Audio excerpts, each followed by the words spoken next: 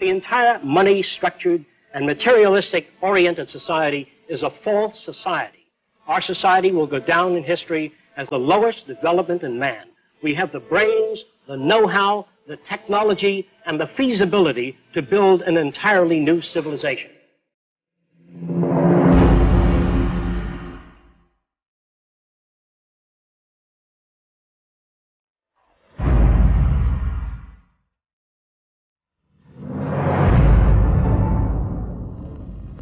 It was living through the 1929 Great Depression that helped shape my social conscience.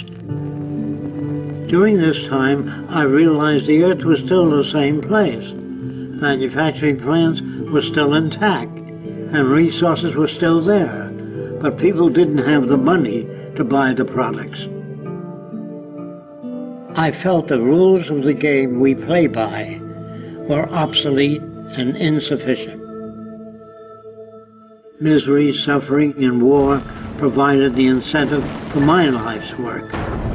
I was also motivated by the seeming incompetence of governments, the academic world, and the lack of solutions offered by scientists.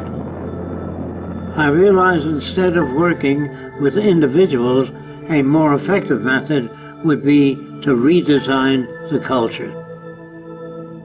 This began a lifelong quest to finding solutions to the many problems that we have today.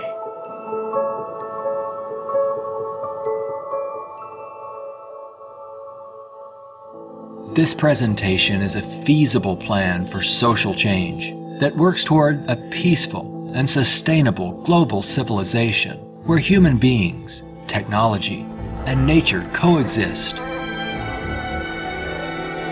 It outlines an alternative to strive for, where human rights are not only paper proclamations, but a way of life.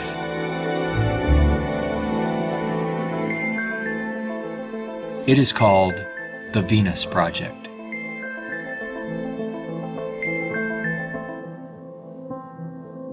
Its founder, Jacques Fresco, calls for a straightforward redesign of the culture in which war, poverty, hunger, debt, and unnecessary human suffering are viewed not only as avoidable, but totally unacceptable. It is becoming increasingly obvious that anything less will simply result in a continuation of the same problems we face today.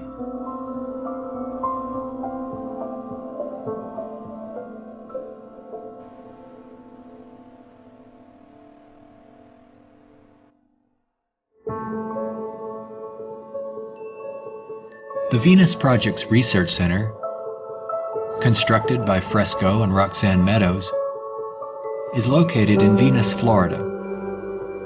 It addresses many of the root causes of our difficulties. But what are the real origins of our problems?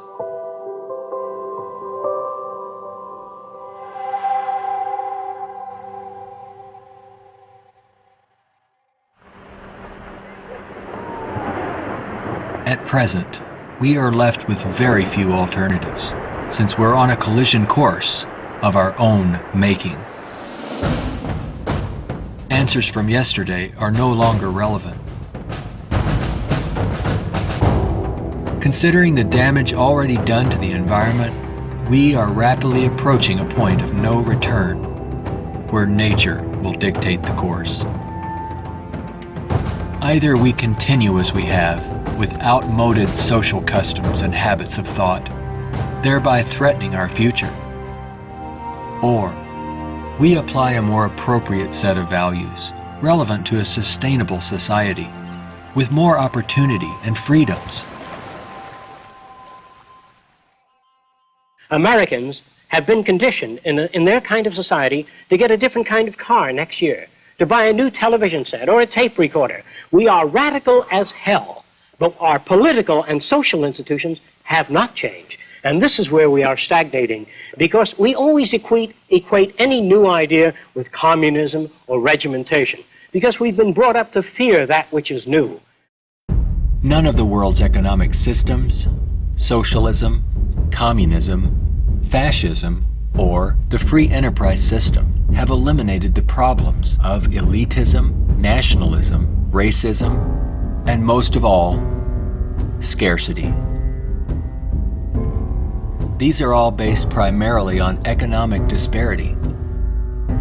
When money is used to regulate and distribute resources for profit, and people and nations are out for themselves, they will seek advantage at any cost. They do this by maintaining a competitive edge, or through military intervention. War represents the supreme failure of nations to resolve their differences. From a strictly pragmatic standpoint, it is the most inefficient waste of lives and resources ever conceived. Most wars are for the control of resources and maintaining your position of differential advantage. They're not based on the dignity of man. They're not based on elevating human beings. It might elevate the human beings in the country that's the victor. It might do that. But as far as the rest of the world goes, the price is enormous. This crude and violent attempt to resolve international differences takes on even more ominous overtones with the advent of computerized nuclear delivery systems and deadly biological and chemical weapons.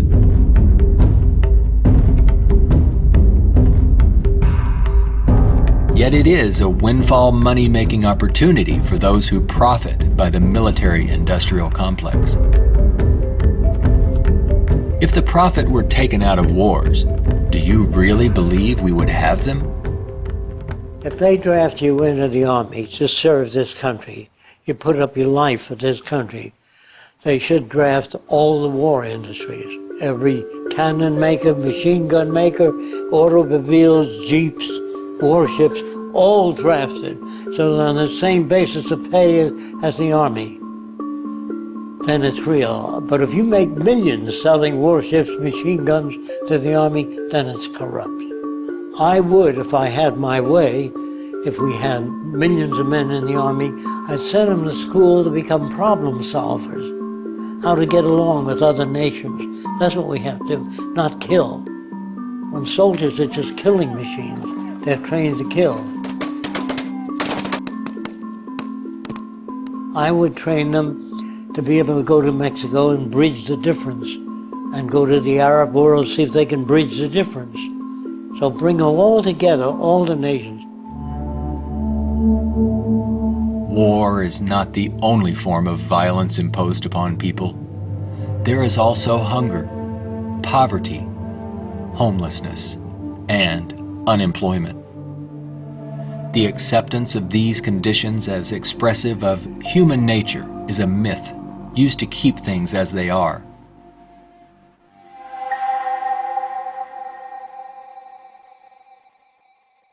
Genetics has nothing to do with greed, business, race prejudice.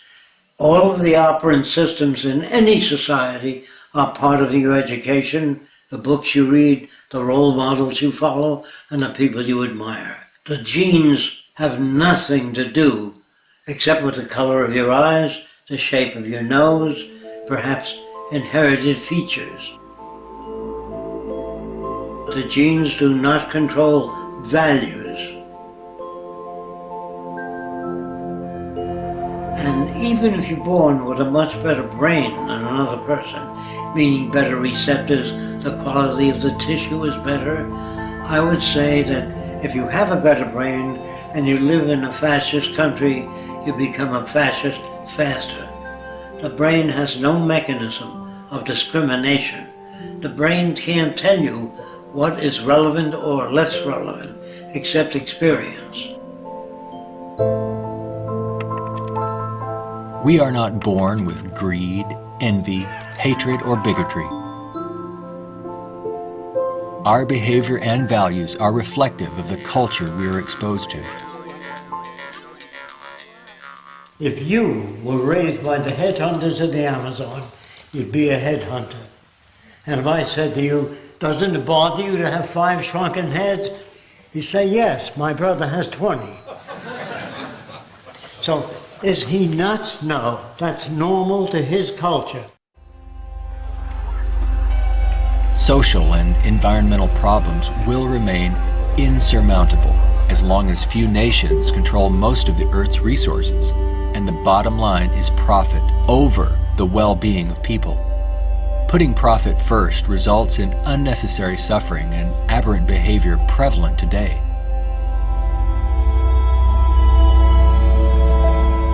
Many people feel that we need the rule of law to eliminate our problems. We have many laws, thousands upon thousands of them, but they are constantly being broken. Paper proclamations and treaties do not alter the facts of scarcity, deprivation, and insecurity. You can predict the shape of the future and the values if you know the trends of events in the ocean pollution, the scarcity of arable land. If you watch that degrading system grow, I can predict the riots and killing and assassination. In other words, human behavior is really generated by the surrounding environment. If there's a scarcity, say, of water, it is prized, and its price is high. Let's discuss scarcity as a system. Suppose it rained gold for about 3 days, gold dust. People would go out and shovel it in, fill the cellars, the attic, every drawer in the house. They throw out their clothing. If the rain kept up for a year, so the gold was all over the place, people would sweep it out of the house, take their rings off, throw them away, and so human behavior undergoes change to that condition. There's only a policeman in front of something that people have need for and don't have access to. So you put a guard there. But if lemon trees or orange trees and apple trees grew all over the place, you couldn't sell it.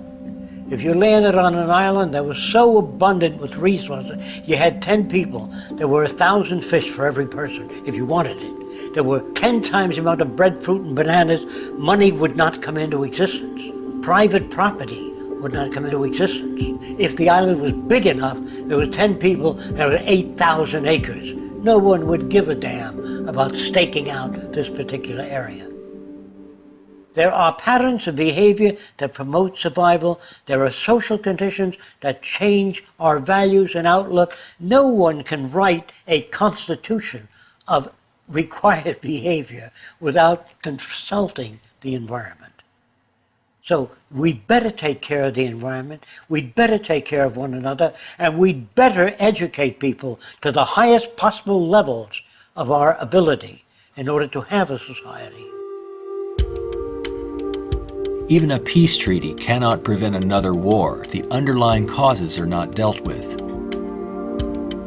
Maybe what is needed are ethical people in government who will work towards everyone's well-being.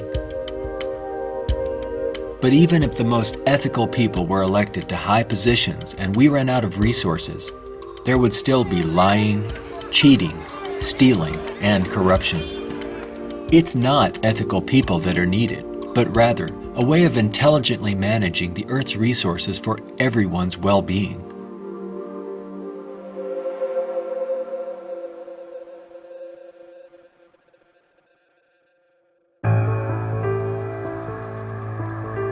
Let's examine our social arrangements further. To maintain our economy, products must continuously be sold. To assure this, they are deliberately designed to wear out and break down. Maybe you've noticed this usually happens right after the warranty expires. This corrupt practice is referred to as planned obsolescence, which is the conscious withdrawal of efficiency. Innovators go through the finest schools and then are required to design things that wear out and break down right on schedule. This results in a tremendous waste of resources and energy. We are plundering the planet for profits. If you think about it, it isn't a job people want, but access to what their paycheck will bring. Money does not represent anything real, and there's no gold, silver, or resource to back it up. You can't eat money or build a house of it. It's not even related to our real capacity to produce goods and services on this planet. The monetary system has been handed down from centuries ago, and we continue to use it without questions.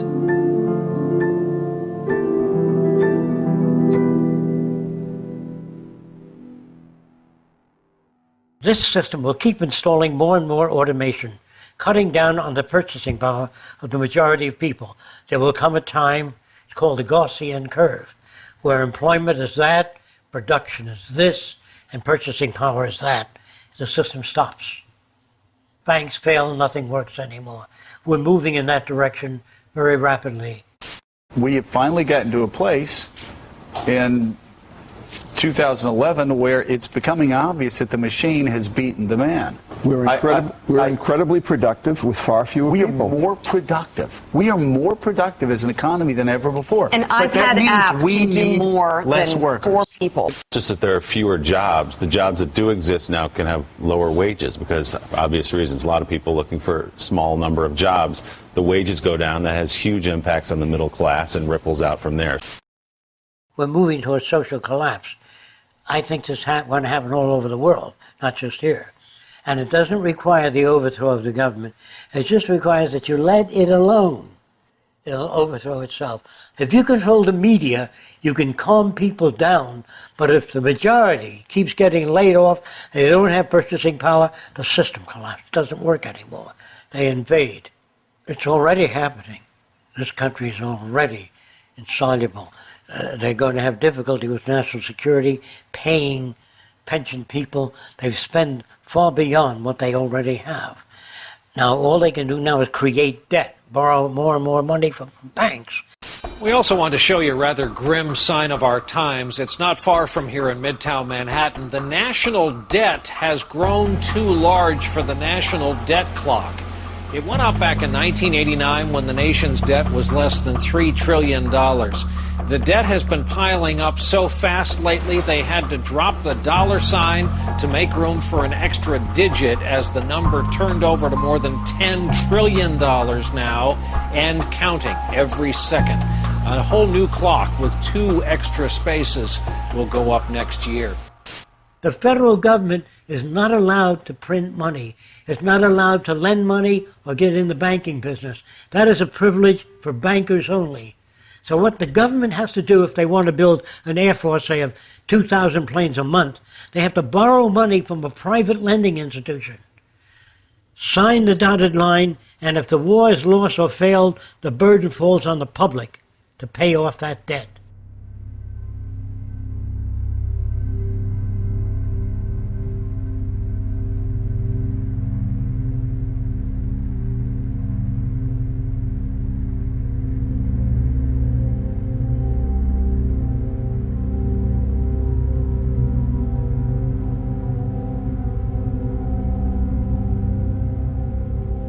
We find ourselves and our social constructs in a transitional state, a matter of social evolution.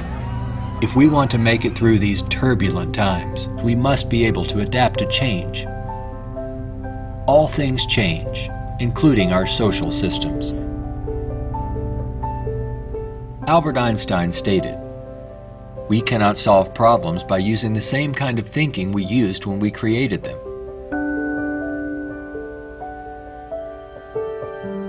Earth is still abundant with resources. Our practice of rationing resources through monetary control is no longer relevant and is actually counterproductive to our very survival.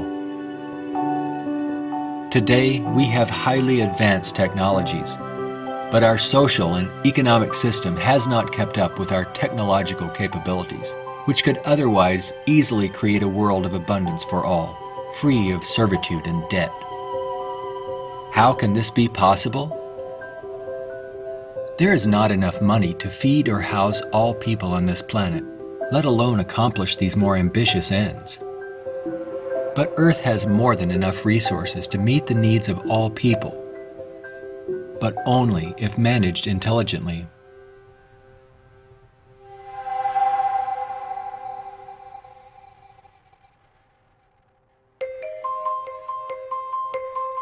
Jacques Fresco envisions a solution that he calls a resource-based economy. It is a socio-economic system in which all goods and services are available to everyone without the use of money, barter, credit, debt, or servitude of any kind. It is unlike any social system that has gone before.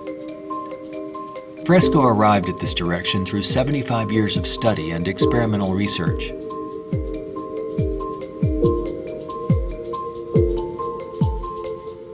A resource-based economy operates on the basis of available resources and makes those resources available to every human being on earth, free of charge, without a price tag.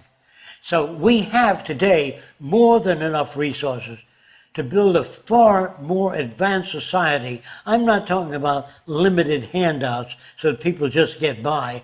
I'm talking about a very advanced civilization. We have the resources, we have the technology, all we have to do is apply it. One of the main aspects of the Venus Project is to eliminate scarcity. This is where the technology comes into play. Because if we set up a resource-based economy and some things are scarce, it won't work. If you set up a resource-based economy in a society that has no resources, it won't work. So today with our technology, we can make things available. We can eliminate scarcity. We can create an abundance. As long as we can create that abundance, that will eliminate greed and selfishness and a lot of crime and a lot of aberrant behavior. A social system can be designed so that all can live fully and constructively if the powers of science and technology are directed toward human and environmental concern and overcoming the artificial scarcities of our debt-based monetary systems.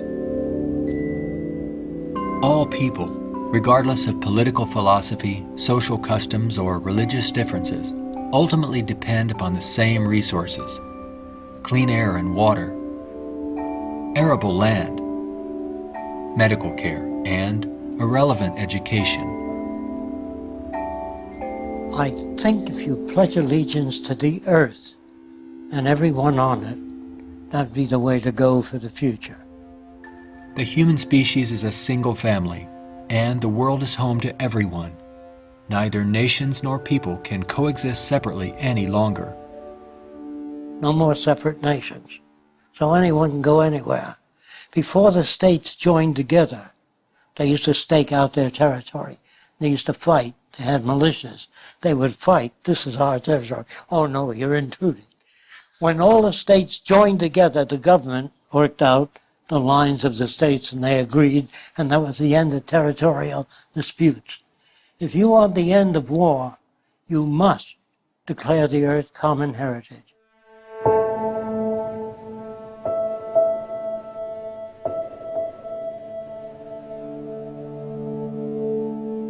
This has nothing to do with those who want to form an elite world order with themselves and large corporations in control and the rest of the world subservient to them. On the contrary, a global resource-based economy enables all people to reach their highest potential, where they can thrive and grow in a society that works in their behalf, a society that protects and preserves the environment as well, one that understands that we are part of nature, not separate from it.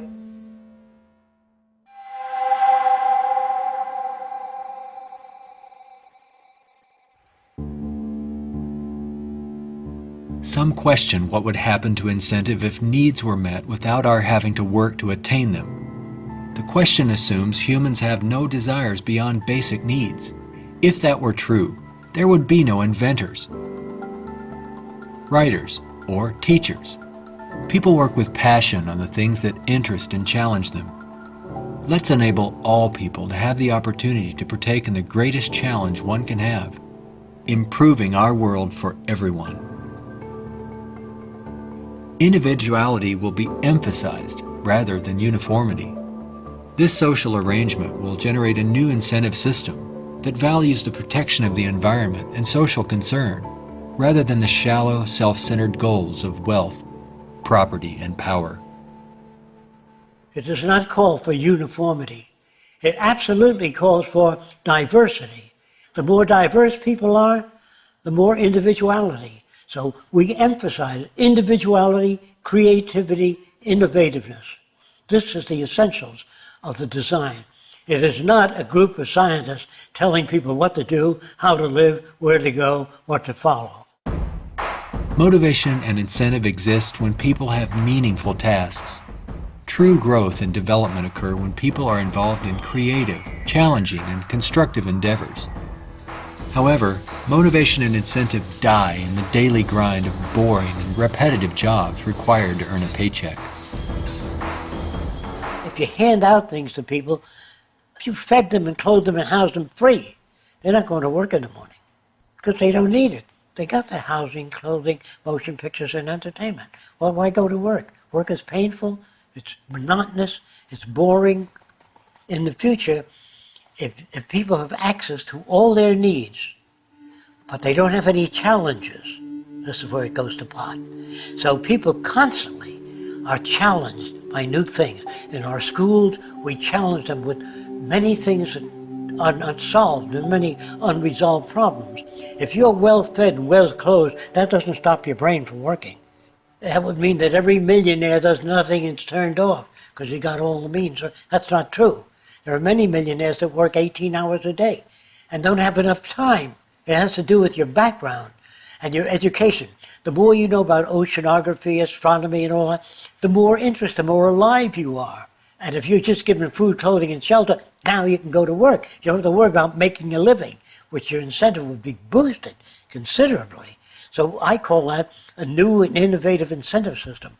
It's not monetary oriented, it's problem solving oriented. And you get your kicks out of seeing the world become a better place.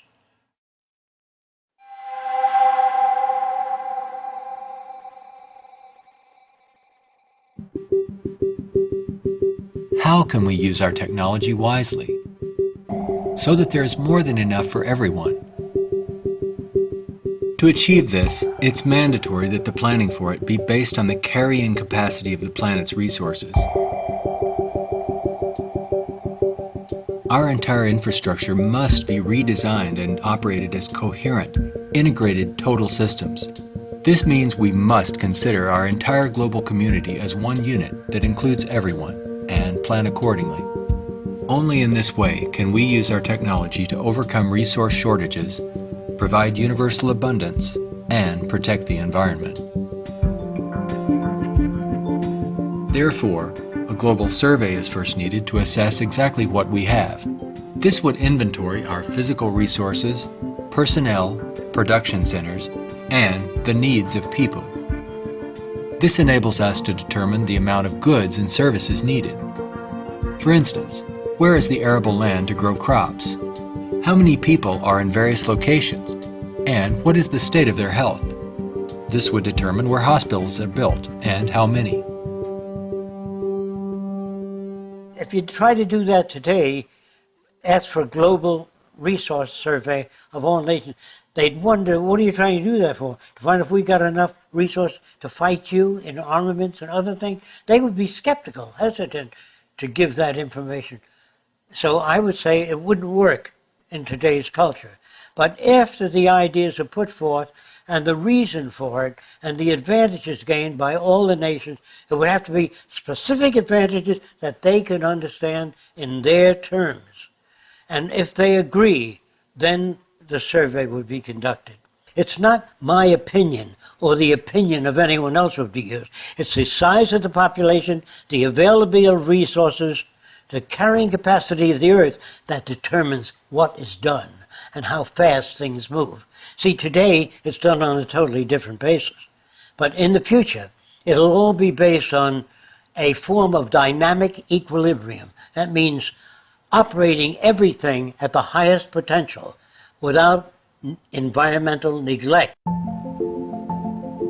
The key to achieving abundance and a high standard of living for all is to automate as much as possible in the shortest period of time. But during the transition, we have to bring together the technological capabilities of people working with computers and working with technology and building and designing methods of delivering these resources and the necessary industrial plants to process the resources. Our problems and their solutions are technical, not political. Most problems can be solved when technology and the methods of science are used to serve all people, not just a select few. But what is it that you want? You have to ask yourself, I want to live in a world where I don't have to fear that my children will go into another war, where there'll be deprivation or problems or disease. Do you know how to build that kind of world? No, I don't. Well, how do you go about it? You call upon the various divisions of science, bring them together, and say, these are the problems we'd like to solve. A scientific government doesn't mean that scientists rule or control people. It means they have better means for building transportation systems, better means for cleaning the air. They have the best means for restoring the ocean that we know of to this day. Computers can serve the needs of everyone when CyberNation is ultimately integrated into all aspects of this new and dynamic culture. One can think of this as an electronic nervous system, extending into all areas of the social complex. Their function would be to coordinate a balance between production and distribution, assuring there are no shortages or overruns. In this highly technical society, decisions are based on direct environmental, human, and industrial feedback. You can think of this as electrical sensors throughout the entire environment, from cities, factories, warehouses, distribution centers, transportation networks, all over the globe, gathering data for more appropriate decisions. The decisions are based on the needs of society rather than corporate or private interests. It is not automated technology or machines we should be wary of, but the abuse and misuse of technology by selfish interests. Remember, it is people who decide what ends the machines will serve. If technology does not liberate all people for the pursuit of higher aspirations and human achievement, then all its technological potential will be meaningless. You always do a positive and negative study before you engage in the actual reconstruction of an environment.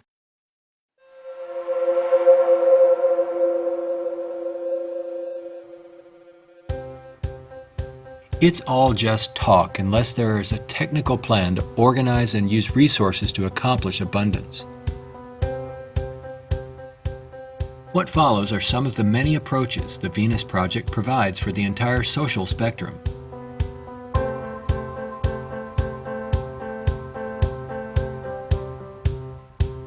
Today, more than half our population lives in cities that are polluted, dangerous, and waste energy. What we have to do is design a city as a living system, as an organism, as a university, that all of the cities of the future will be university cities that grow, that continue to exchange ideas.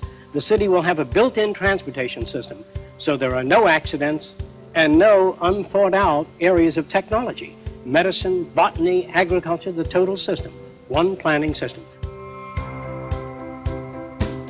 It is actually better to build newer cities from the ground up than to restore and maintain old ones. Fresco uses a systems approach to designing new cities.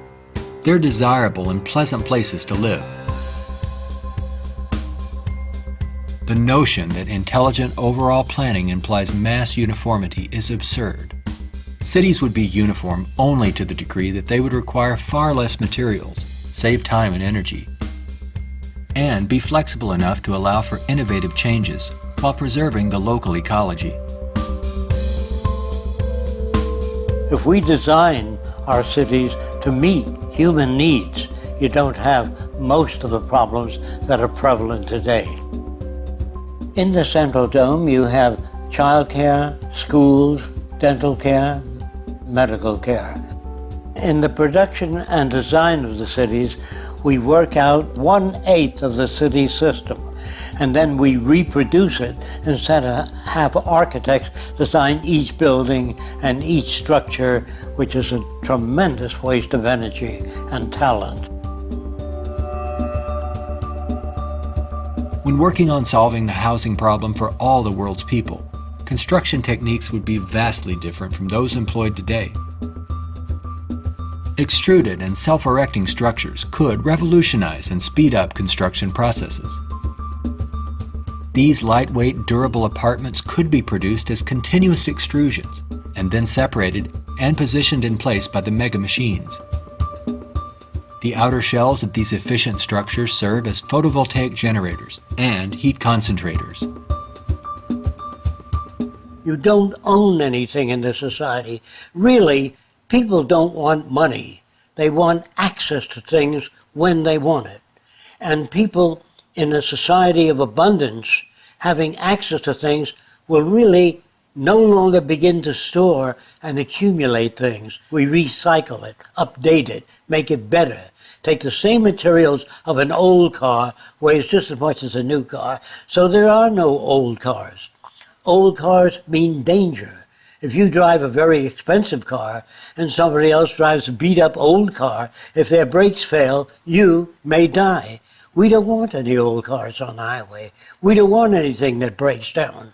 We don't want anything that takes looking after. In a resource-based economy, people may access whatever products they need without the burden of having to purchase, maintain, or insure their possessions. In this way, there is much more to go around for everyone, and products are always available when needed. Anything people may need is available in these outside access domes. Sculpturing materials, musical instruments, somewhat like the public library. They can go down and access a camera or a bicycle or a wristwatch. Anything that they need is available without a price tag. That would mean we must achieve a level of production that's so high that scarcity no longer exists. That will prevent almost all crime. So there's no way of segmenting or making this system just or equitable. We have to make a system that assures human rights. You know, when everybody has free access to goods and services, you don't have to fight for women's rights or black rights. It's an automatic in a society that's set up that way. You don't have to make laws, don't steal. It would bypass that behavior. Surrounding the central dome, you have the research centers. Centers that do work that's relevant to the sustainability of the entire community. As we move away from the research centers, we come to the recreational area, which has tennis courts and all of the games that people require.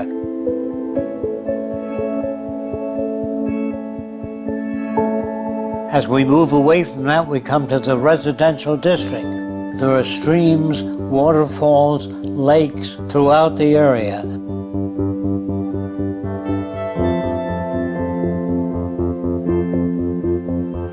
We could provide a wide range of unique homes and apartments that can be relatively maintenance-free, fireproof, and virtually impervious to adverse weather conditions.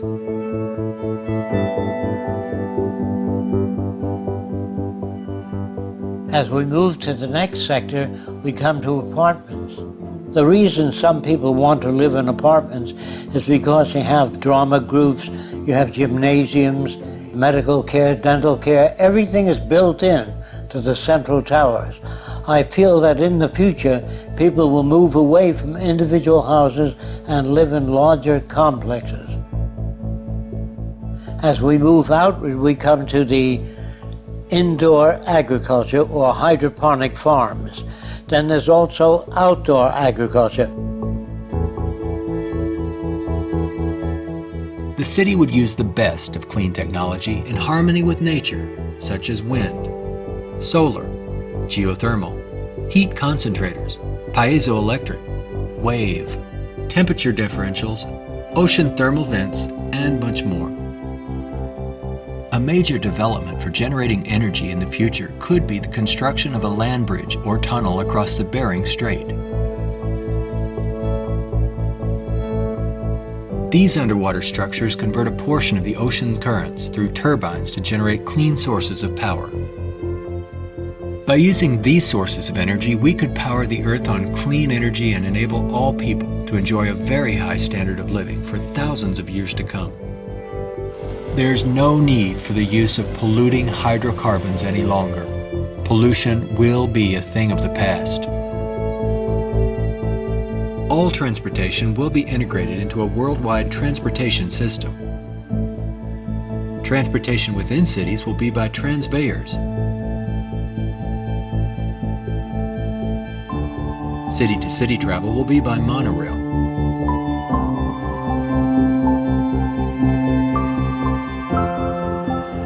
Maglev trains are utilized for long-distance travel. To enhance efficiency, this high-speed maglev train is equipped with removable sections, which can be disengaged while the train is in motion. Aircraft will display a wide range of configurations.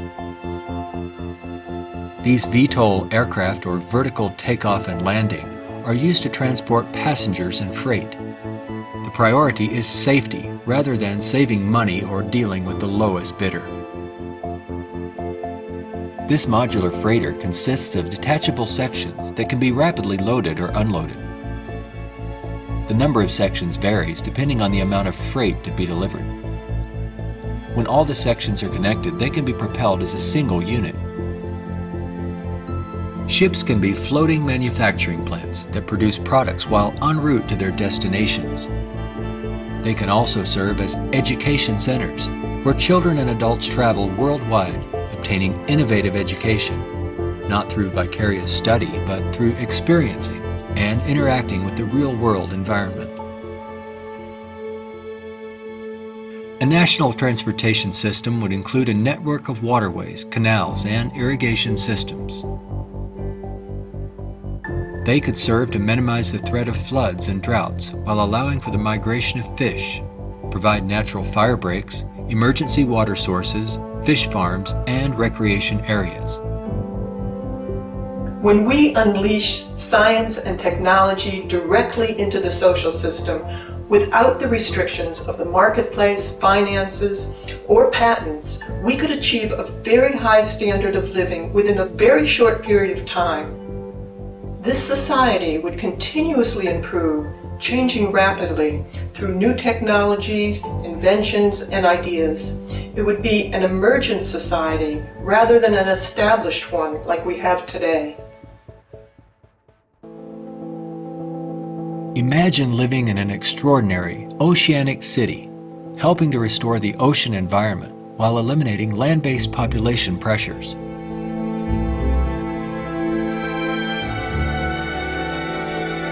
These cities in the sea may serve as universities and research centers where students study marine sciences.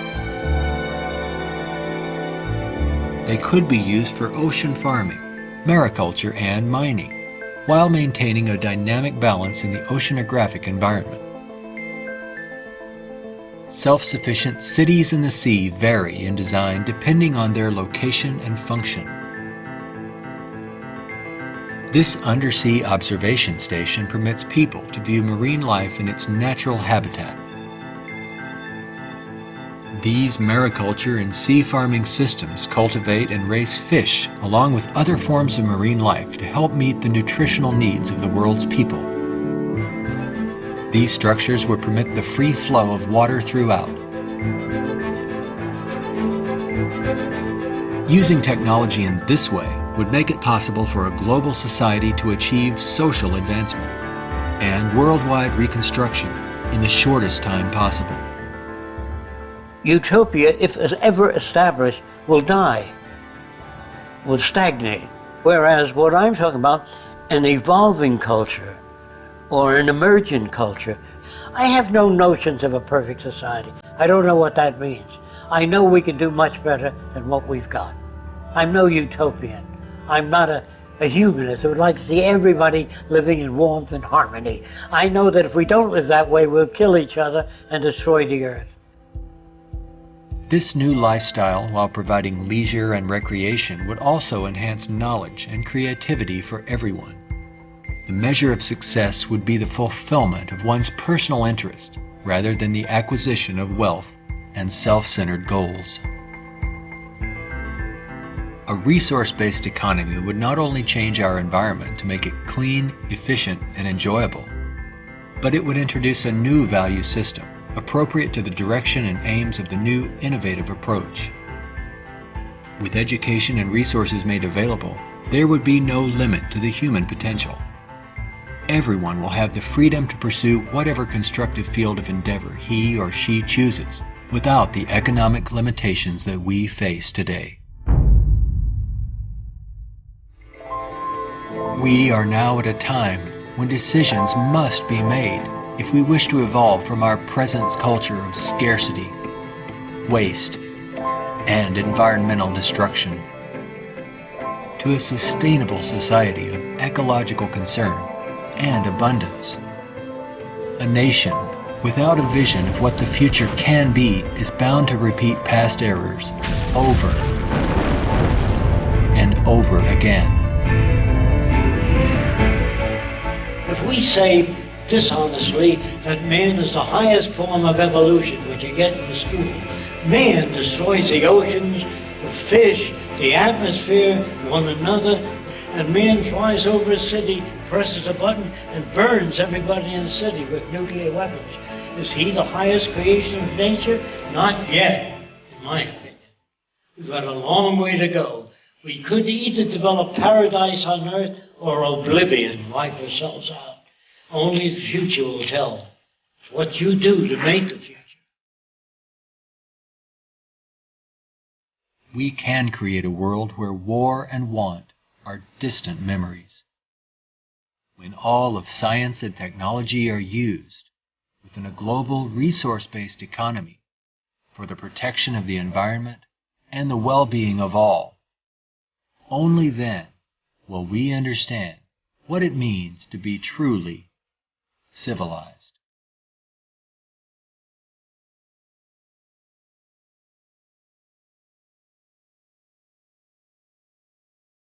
Be a part of the growing community of people working toward making the aims of the Venus Project a reality.